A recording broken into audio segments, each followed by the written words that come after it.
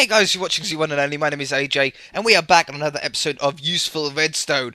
And on this episode, I'm going to show you two very basic, easy to do timers. And we will be doing some more advanced timers, in fact some very advanced timers, later on in the series. But for now, for the people that are making Hunger Games maps and want like a countdown starter, or making a mini game and want a countdown before the game ends, then this is a really easy to do thing. So I like it. I've got it just coming tonight now, so we can see the lights. And we've got a smaller design here. Now this isn't the most compact layout. I've done it in this layout so you guys can sort of understand it a little bit more, and it's a lot easier to build. So if you want to build it here, there's the blueprint. You can pause the video now and build it there. All the repeaters are on maximum delay. But yeah, this is what it does. So when we flick the lever, let's say you're in the start of a Hunger Games, and this is the host lever. We flick the lever. There we go, see? So we've got lights that come on, and they go boom, boom, boom, boom, like a race car start. There we go. Sounds really nice. If you want to know what the note blocks are, these note blocks are all standard note blocks. And then these note blocks, let me just get these out. This note block here is when it goes red. And then this note block here is when it goes to purple. That purple there. See that dark purple? So, red and purple. So now, let's flick the lever again. There we go. We can see what it does. So we'll go behind this time. So now when we go behind it, we see that it activates that one first. Goes through repeaters, activates that one, and activates this one. And this is as close to a second as I can really get. You could probably get it a little bit closer with playing with some repeaters here. I think, in fact, to get it as close as what I've got here, I've got 2 repeaters on maximum, and then this repeater on 1 off maximum, so on a 3-tick delay on all of them. But we've got a repeater coming through, goes on to no delay to activate the first light. Then it's 1, 2, 3 repeaters, goes round to this repeater to activate that one, and then 1, 2, 3 goes down there to activate that one, and then 1, 2, 3 to activate these 2.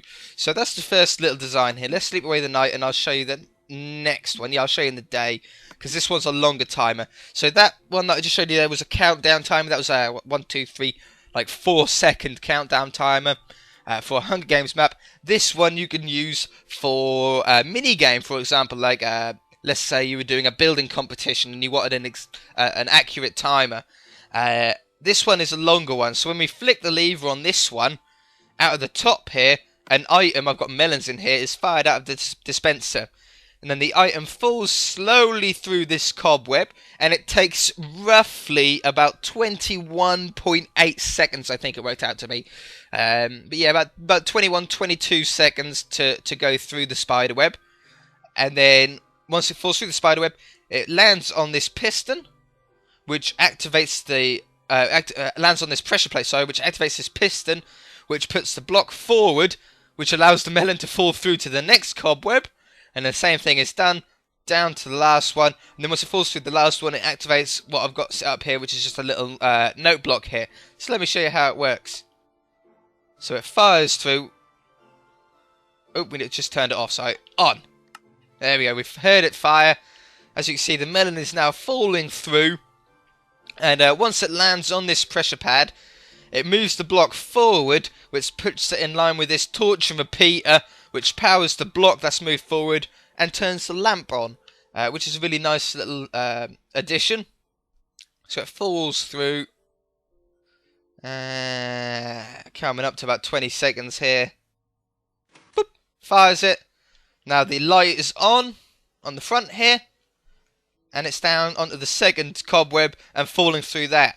And I've done a colour scheme here. I've got green, orange and red. So green is you've got lots of time left. Orange is you've got not much time left, but you're still okay. And then when the red light comes on, you know you haven't got much time left. You know you need to hurry up. And you can make this as tall as you wanted. You could wire it in different ways, so you could have the lights going vertically. But whatever, you know, you can work it out to whatever idea you wanted. I've just got this in a very small, compact design. I have never seen this design before on any other YouTube video. I was just playing about with timers, and I come up with this. So I don't know if I'm the first one to come up with this sort of layout, but I sort of like it. It's very compact. So there we go. The melon's now fallen through. We've got the red light on, and once it falls through there, it just lands on that pressure pad. Lands on that pressure pad, and the note block goes off. You don't have to have it to a note block. You could hook this up to anything. You could hook this up to pistons to squish people, so they've only got a certain amount of time to do something before they're killed. There we go. The note block just went off. Or you could have it hooked up to anything, really. You could have it hooked up to a clock, an alarm that goes off to tell you to stop, or a series of lights that shine up to say that the time is over with. But yeah, I'm going to leave it sort of up to you guys to do what you want with it. If you enjoyed it, hit that like button. If you haven't already, please subscribe. Here's the blueprints for this Hunger Games timer. I'm going to call it a Hunger Games timer again.